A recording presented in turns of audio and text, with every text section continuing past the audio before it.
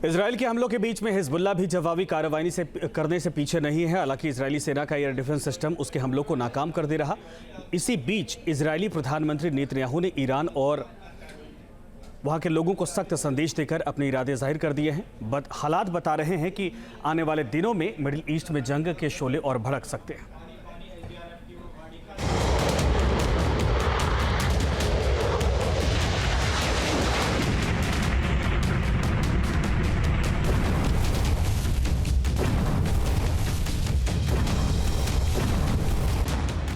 Israeli सेना Lebanon और Yemen में लगातार बम बरसा रही है।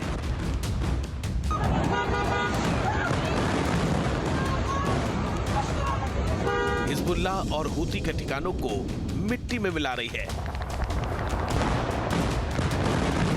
पहले हमास प्रमुख इस्माइल हानिया और अब हिजबुल्लाह चीफ नसरल्लाह को इजरायल मौत के घाट उतार चुका है।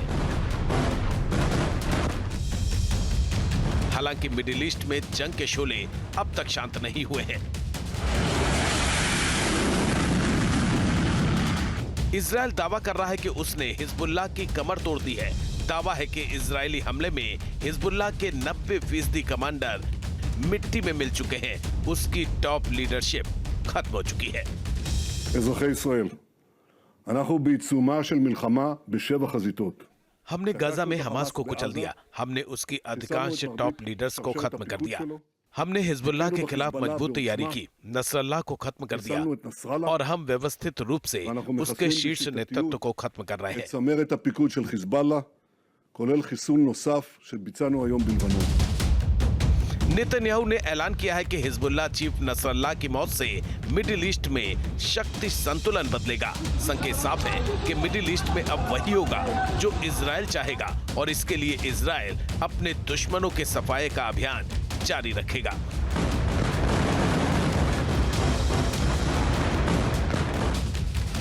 हालांकि हिजबुल्लाह के हौसले भी पस्त नहीं हुए हैं। हिजबुल्लाह भी इजरायल पर पलटवार करके अपनी मौजूदगी का एहसास करा रहा है। ये इजरायल के हाइफा शहर पर हिजबुल्लाह के हमले की तस्वीरें हैं। हिजबुल्लाह ने इजरायल के सैन्य ठिकाने पर बैलिस्टिक मिसाइल से हमला किया। लेबनान से जैसे ही हिजबुल्लाह ने मिसाइल दागी, हाइफा शहर में सायरन बजने लगे। फौरन ही लोग शेल्टर होम में भागकर अपनी जान बचाने की कोशिश करने लगे। इजरायल ने हाइफा शहर में विस्फोटक प्रूफ शेल्टर होम बना रखे हैं। हमले के बाद पूरे इलाके में धुएं का गुबार दिखाई दिया। बताया जा रहा है कि हिजबुल्लाह ने लेबनान से रविवार रात हाइफा पर मिसाइल दागी थी। आईडीएफ के मुताबिक हिजबुल्लाह के हमले में कुछ खास नुकसान नहीं हुआ है, क्योंकि ज्यादातर मिसाइलों को रास्ते में ही इंटरसेप्ट कर लिया गया और लोगों ने शेल्टर होम में भागकर अपनी जान बचाई। हिजबुल्लाह ने ड्रोन से भी इजरायल पर हमला किया। यह हमला नॉर्थ और दक्षिणी इजरायल पर किया गया। हालांकि हिजबुल्लाह के ड्रोन को इजरायल ने हाइफा के तट पर ही रोक दिया।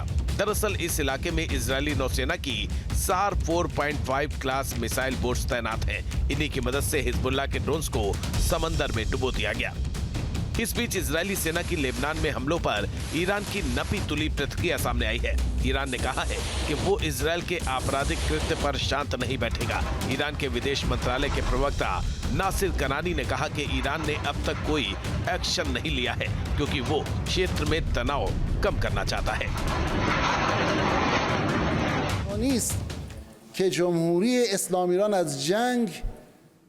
इजरायल पर प्रतिक्रिया देने में देरी का मतलब ये नहीं है कि ईरान युद्ध से डरता है। ईरान और ईरान के लोग युद्ध नहीं चाहते हैं, बल्कि हम क्षेत्र में स्थिरता को मजबूत करने के लिए प्रयास करते हैं।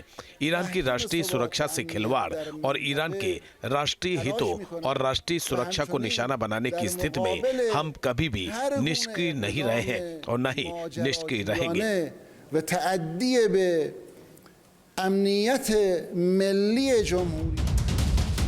ईरान की प्रतिक्रिया ऐसे वक्त में आई है जब इजरायली सेना लेबनान से लेकर यमन और सीरिया से लेकर इराक तक उसके प्रॉक्सी मिलिशिया गुटों पर हमले बोल रही है। नेतन्याहू के यूएन में दिए भाषण से साफ है कि अगर ईरान समर्थित आतंकी गुट इजरायल पर हमले जारी रखते हैं तो उसके अंजाम खतरनाक हो सकते हैं। इस बीच नेतन्याहू ने सीधे ईरान के लोगों को संबोधित किया और कहा कि मध्य पूर्व का कोई भी इलाका इजरायल की पहुंच से बाहर नहीं है। उन्होंने ये कहकर अपने इरादे जाहिर कर दिए कि जल्द ही ईरान स्वतंत्र होगा तो यहूदी और फारसी लोग शांति से रहेंगे। There is nowhere in the Middle East Israel cannot reach. मध्य पूर्व में ऐसी कोई जगह नहीं है जहां इजराइल नहीं पहुंच सकता। ऐसी कोई जगह नहीं है जहां हम अपने लोगों की रक्षा और अपने देश की रक्षा के लिए नहीं जाएंगे। हर गुजरते पल के साथ ईरान की सरकार आपको महान फारसी लोगों को रसातल के करीब ले जा रही है। लेकिन आप एक साधारण बात जानते हैं, ईरान के अत्याचारियों को आपके भविष्य की परवाह नहीं है, लेकिन आपको है। जब ईरान स्वतंत्र होगा और वो क्षण लोगों की सोच से बहुत जल्दी आएगा तो सब कुछ अलग होगा। हमारे दो प्राचीन लोग, यहूदी और फारसी लोग, अंततः शांति में रहेंगे। Our two countries, Israel and Iran, will be at peace. क्योंकि हिजबुल्लाह, हूती और हमास के सिर पर ईरान का हाथ है। वो ही इन संगठनों को इजराइल से लड़ने के लिए हथियार और पैसा मुहैया कराता है। ऐसे में इजराइल पर हमले जारी रहे तो मुमकिन है कि अगला टारगेट ईरान हो सकता है। ऐसा हुआ तो ईरान भी जंग में सीधे तौर पर कूद सकता है और जंग का दायरा बढ़ सकता है। हालांकि इजराइल का रुख साफ है कि वो रुकेगा नहीं, इसीलिए मिडिल ईस्ट में युद्ध की ज्वाला शांत होने के फिलहाल कोई आसार नहीं दिखते। News nation. न्यूज नेशन अब व्हाट्सएप पर खबरों की ताजा अपडेट के लिए न्यूज नेशन के इस QR कोड को स्कैन करें।